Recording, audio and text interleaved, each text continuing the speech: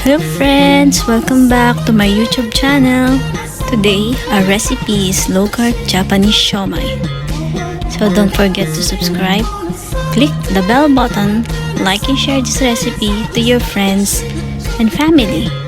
My low-carb recipes journey.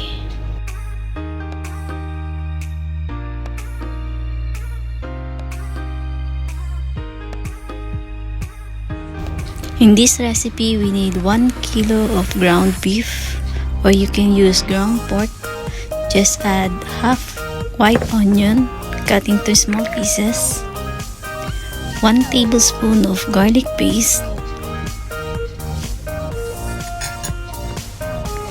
and 1 teaspoon of salt, 1 teaspoon of white pepper, 1 teaspoon of sweet paprika. I also add 30 grams of Parmesan cheese,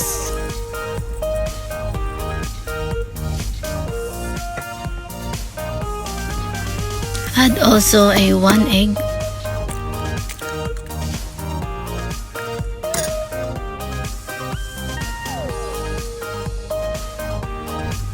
combine all ingredients. Make sure that all ingredients are well mixed.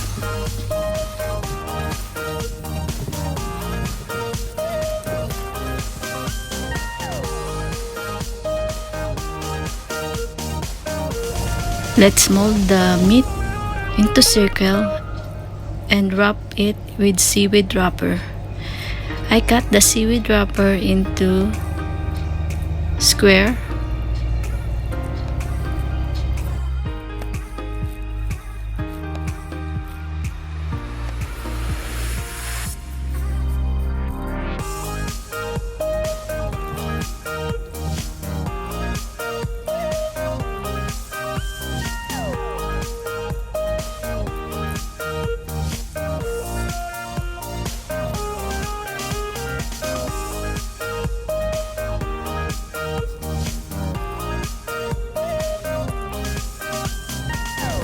After we mold all the meat, just put it into the steamer and let it steam for about 20 minutes in low fire.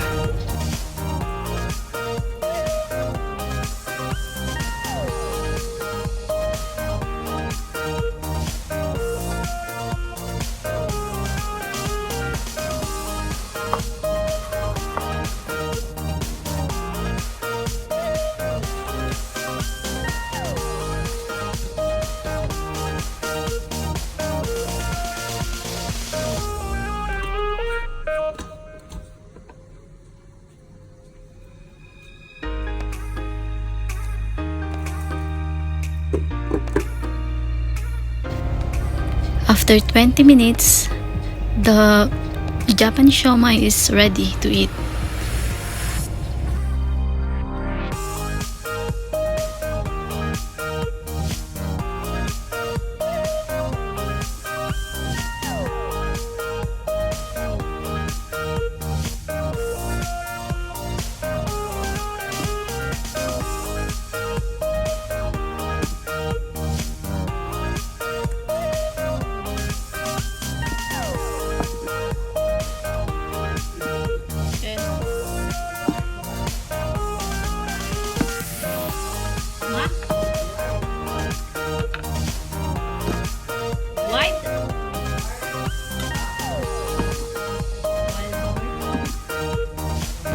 So my friends, thank you for watching until the end.